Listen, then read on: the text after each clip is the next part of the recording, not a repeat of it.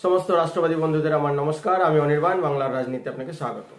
আজকে কথা বলবো অধীর চৌধুরীকে নিয়ে, অধীর চৌধুরীর নেতৃত্বকে নিয়ে, আর পশ্চিমবাংলার মুসলিম ভোটের ভাগবটোয়ারা কি হচ্ছে তাই নিয়ে। সমস্ত রাজনৈতিক দলগুলি মুসলিম ভোটের পিছনে দৌড়াচ্ছে। তো কারা এই মুসলিম ভোটটা পেতে চলেছে, কারা কতটুকু মুসলিম ভোট পেতে চলেছে এবং কেন পেতে চলেছে, মুসলিম ভোট কিভাবে ভাগ হচ্ছে তাই নিয়ে আজকের বিশ্লেষণ। তো এই বিশ্লেষণ করার আগে কিছু ভূমিকা প্রয়োজন, সেই ভূমিকাটুকু করে নেব। ভূমিকাটুকু একটু মন দিয়ে শুনুন, তাহলেই বুঝতে পারবেন যে কথার যুক্তিযুক্ততা কতটা। গত সপ্তাহে কংগ্রেস প্রেসিডেন্ট মল্লিকার্জুন খার্গে বলেছেন যে তিনি যা সিদ্ধান্ত নেবেন তা সবাইকে মানতে হবে, আর যদি না মানেন তাদের জন্য বাইরের রাস্তা খোলা আছে। তিনি প্রকারান্তরে অধীর রঞ্জন চৌধুরীকে আক্রমণ করেছেন। কিন্তু এই অধীর রঞ্জন চৌধুরীকে আক্রমণের আগে মল্লিকার্জুন খার্গের একটি কথা ভেবে দেখার উচিত ছিল, যে মল্লিকার্জুন খার্গে 2019-এ কর্ণাটকে লোকসভা নির্বাচনে লড়েন কিন্তু হেরে যান। তারপরে সোনিয়া গান্ধী তাকে রাজ্যসভা থেকে সাংসদ করে নিয়ে আসেন। মল্লিকার্জুন খার্গে এই কথাটি বলার আগে এটা ভুলে গেছেন তিনি কংগ্রেসের সভাপতি হতে পারেন। কংগ্রেসের এখনো যত পলিসি মেকিং ডিসিশন হয় তা কিন্তু ওই 10 জনপথের আবেটার কাছ থেকেই আসে। আর যে মল্লিকার্জুন খার্গে অধীর রঞ্জন চৌধুরীকে বলেছেন তিনি হাইকমান্ড, তাহলে তার এটা জেনে রাখা দরকার অধীর রঞ্জন চৌধুরী কংগ্রেস ওয়ার্কিং কমিটির সদস্য, অল ইন্ডিয়া কংগ্রেস কাউন্সিলের সদস্য, পাবলিক অ্যাকাউন্টস কমিটির চেয়ারম্যান, লোকসভার বিরোধী দলনেতা। যখন আমরা বিরোধী দলনেতার কথা বলি তখন বুঝতে হবে একজন প্রাইম মিনিস্টারের যা অকাত, একজন লোকসভার বিরোধী দলনেতার কিন্তু সেই একই অকাত। তার উপরে এই অধীর রঞ্জন চৌধুরী 5 বারের সংসদ, 6বার সম্ভবত জিততে চলেছেন। সে হেন অধীর রঞ্জন চৌধুরীকে মল্লিকার্জুন খার্গে আক্রমণ করে বলছেন তিনি যদি তার কথা না মানতে পারেন তাহলে বাইরের রাস্তা তার জন্য খোলা আছে। এই অধীর রঞ্জন চৌধুরী গ্রাউন্ডে কতটা গুরুত্বপূর্ণ, কংগ্রেসের জন্য কতটা গুরুত্বপূর্ণ এবং পশ্চিমবাংলার মুসলিম সমাজের কাছে কতটা গুরুত্বপূর্ণ, তৃণমূল কেন অধীর রঞ্জন চৌধুরীকে শেষ করতে চাইছে, সিপিএম কেন কংগ্রেসের সঙ্গে পশ্চিমবঙ্গে জোট বেঁধেছে, এই সমস্ত কিছুর কারণ কিন্তু অধীর রঞ্জন চৌধুরীর কিছু ঘটনার পরিপ্রেক্ষিতে লুকিয়ে আছে। অর্থাৎ মুসলিম ভোটের ভাগবটোয়ারা কেমন হবে তার অনেকটা সুতো কিন্তু অধীর রঞ্জন চৌধুরীর কাছে। মমতা ব্যানার্জি যে বলে দিয়েছেন ইন্ডি জোট 310টি আসন পেতে চলেছে, ক্ষমতায় আসতে চলেছে, খার্গে সাহেবের মনে হয়েছে যে কথাটি বোধহয় সত্যি। আমার কপালে বোধহয় বিড়ালের মতন শিখে ছিটতে পারে। অর্থাৎ আইকে গুজরাল যেমন ভাবে প্রাইম মিনিস্টার হয়ে গেছিলেন, দেবেগৌড়া যেভাবে প্রাইম মিনিস্টার হয়ে গেছিলেন, আমার কপাল হয়তো সেইভাবে খুলে যেতে পারে। কিন্তু এই খার্গে সাহেব মমতা ব্যানার্জিকে চেনেন না, অধীর রঞ্জন চৌধুরীকেও চেনেন না। তারা ঠান্ডা ঘরে বসে রাজনীতি করছেন, আর এরা দুজনই কিন্তু গ্রাউন্ডে বসে রাজনীতি করছে। তো এদের চালাকি ধরাটা এত সহজ নয়। এই পশ্চিমবঙ্গে যে লোকসভা নির্বাচন হলো তাতে কিন্তু কংগ্রেসের কোনো হাইকমান্ডের বা অন্যান্য কোনো নেতা কংগ্রেসের হয়ে প্রচার করতে আসলেন না। সমস্ত লড়াইটা একা অধীর রঞ্জন চৌধুরী লড়লেন এবং অধীর রঞ্জন চৌধুরী আক্ষেপ করে কথা প্রকাশ করলেন যে আমার দুর্ভাগ্য যে কেউ আসেনি। রাহুল গান্ধী, সোনিয়া গান্ধী অধীরের উপরে কতটা বিশ্বাস করে, চোখ বুঝে বিশ্বাস করে। কারণ অধীরবাবু এমন একজন পার্টি কর্মী যিনি চান কংগ্রেস নিজের পায়ে পশ্চিমবঙ্গে দাঁড়াক, কংগ্রেস কারোর সঙ্গে জোট না করে নিজের পায়ে দাঁড়াক, নিজের সাংগঠনিক বলে দাঁড়াক। অধীর রঞ্জন চৌধুরী কিন্তু এই কল্পনাটি করেন এবং তার মোতাবেক কাজ করেন। এটা কংগ্রেসের সোনিয়া গান্ধী, রাহুল গান্ধী জানে। তার জন্য অধীর রঞ্জন চৌধুরী অনেকগুলো সিদ্ধান্ত যা কংগ্রেসের অন্য নেতারা মানতে পারে না, কিন্তু এরা জানে যে কংগ্রেসের ভালো কে চাইছে। তার জন্য অধীর রঞ্জন চৌধুরীর সমস্ত সিদ্ধান্ত কিন্তু এরা চোখ বুঝে মেনে নেয়। তখন ইউপিএ 1-এর সরকার চলছে। 2006-এ পশ্চিমবঙ্গে বিধানসভার ভোট, কংগ্রেস ক্যান্ডিডেট দিয়েছে বিভিন্ন জায়গায়। তো অধীরবাবু বললেন যে বহরমপুরে কান্দিতে যে ক্যান্ডিডেট তার পছন্দ হয়নি। তা সত্ত্বেও সোনিয়া গান্ধী বললেন যে ঠিক আছে। অধীরবাবু কি করলেন, কংগ্রেস ক্যান্ডিডেট দিয়েছিল মায়ারানী পালকে বহরমপুরে এবং কান্দিতে দিয়েছিল অতীশ সিনহাকে। অধীরবাবু কি করলেন, বহরমপুর থেকে মনোজ চক্রবর্তীকে আর কান্দি থেকে অপূর্ব সরকারকে নির্দল প্রার্থী দাঁড় করিয়ে দিলেন। শুধু নির্দল প্রার্থী দাঁড় করালেন না, নির্দল প্রার্থীকে জিতিয়ে আনলেন, অর্থাৎ কংগ্রেস প্রার্থীকে হারিয়ে দিলেন এবং জিতিয়ে এনে তাদেরকে আবার কংগ্রেসে জয়েন করালেন। এরপরে আসছে 2009-এর ঘটনায়। 2009-এ যে লোকসভা হলো, তৃণমূলের সঙ্গে কংগ্রেসের জোট হলো, কংগ্রেসকে দেওয়া হলো 14টি সিট এবং তৃণমূলকে দেওয়া হলো 27টি সিট। কংগ্রেস তার মধ্যে 6টি সিট জিতলো এবং তৃণমূল জিতলো 19টি সিট। প্রণববাবু কিন্তু 2006 ঘটনাটি ভুলে যাননি। প্রণববাবু কিন্তু 2006 দেখেছেন টিকিটের বিরোধিতা করে অধীরবাবু তার নিজের ক্যান্ডিডেটকে টিকিট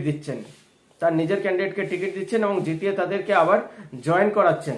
এহেন অধীরবাবুকে কিন্তু প্রণববাবু চটাতে চাননি।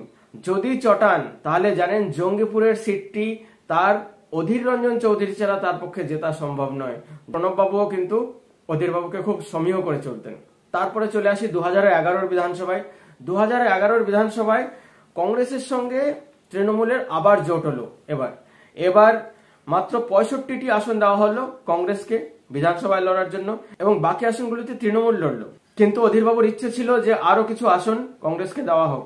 তো অধীরবাবু কি করলেন, মুর্শিদাবাদের 4টি আসনে হরিহরপাড়া, জলঙ্গি, ভগবানগোলা, সাগরদিঘি এরকম 4টি আসনে কংগ্রেসের প্রার্থীদেরকে নির্দল হিসেবে দাঁড় করিয়ে দিলেন অধীরবাবু। নির্দল হিসেবে দাঁড় করিয়ে দিয়ে তৃণমূল প্রার্থীদেরকে হারিয়ে দিয়ে তিনি 3টি আসন ওখান থেকে বার করে আনলেন এবং কংগ্রেসে জয়েন করালেন। এই কংগ্রেস 42টি আসন জিতেছিল 2011 বিধানসভায়।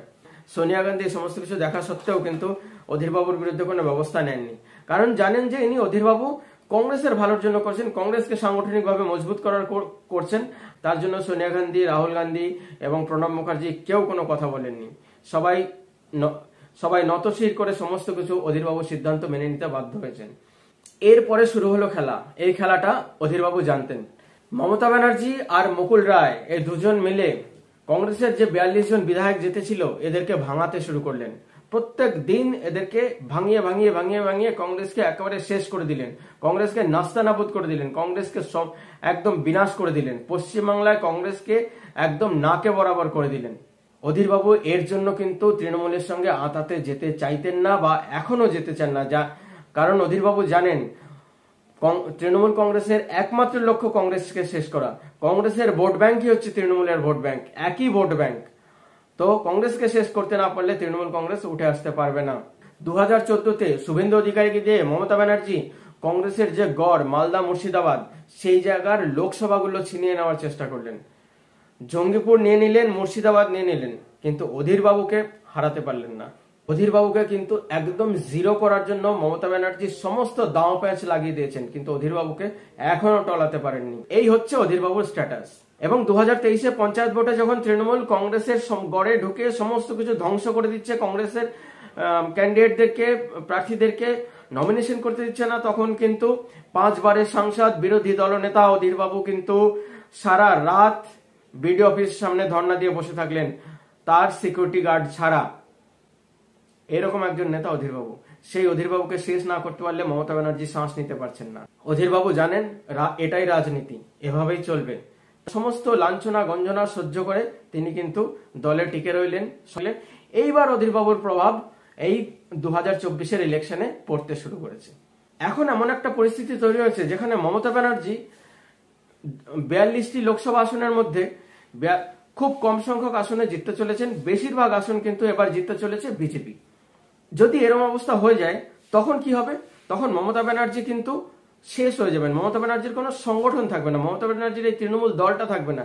তখন মমতা ব্যানার্জি নিজের পিঠ বাঁচানোর জন্য, ভাইপোর পিঠ বাঁচানোর জন্য, কয়েকজন তৃণমূলী নেতাদেরকে বাঁচানোর জন্য বিজেপির পা ধরতেও কিন্তু মমতা ব্যানার্জির গায়ে বাঁধবে না, কোনো আত্মসম্মানে লাগবে না। মমতা ব্যানার্জি কিন্তু লাফ দিয়ে পড়বেন বিজেপির পা ধরার জন্য, নরেন্দ্র মোদী, অমিত শাহ পা ধরার জন্য। এই ব্যাপারটি বুঝতে পেরে গেছেন পশ্চিমবঙ্গের মুসলিম সমাজ। মমতা ব্যানার্জির যে বিজেপি বিরোধিতা, এটা মেকি বিরোধিতা, এটা পশ্চিমবাংলার মুসলিম সমাজ বুঝতে পেরে গেছে। অর্থাৎ মমতা ব্যানার্জি যদি হেরে যান তাহলে কিন্তু এই মমতা ব্যানার্জি আবার বিজেপির পা ধরে ক্ষমা চাইতে শুরু করবেন এবং বিজেপির পা জড়িয়ে ধরবেন।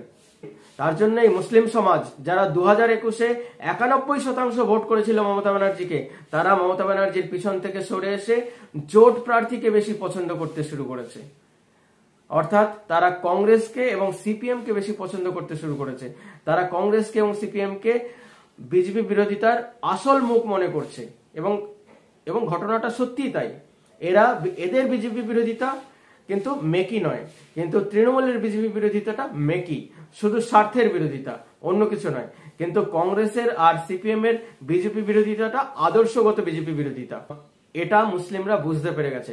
মুসলিমরা এটা বুঝতে পেরে গিয়ে মমতা ব্যানার্জির পিছন থেকে সরে এসে প্রায় 20% মুসলিম ভোট মমতা ব্যানার্জির পিছন থেকে সরে গিয়ে এই সিপিএম এবং কংগ্রেসের অর্থাৎ এই জোট প্রার্থীর পিছনে এসে দাঁড়িয়েছে। এবং আইএসএফ যেহেতু একটা মুসলিম পার্টি, সেটা নাম না বললেও বোঝা যায় যে আইএসএফ একটি মুসলিম পার্টি। মুসলিম পার্টির পিছনে কিছু মুসলিম ভোট এসে দাঁড়াতে শুরু করেছে। কংগ্রেস সিপিএম এর জোটের পেছনে মুসলিম ভোট দাঁড়াতে শুরু করেছে। আর মুসলিম মহিলাদের একাংশ এবং শিক্ষিত রাষ্ট্রবাদী মুসলিমদের একাংশ কিন্তু বিজেপির পিছনে এসে দাঁড়াতে শুরু করেছে।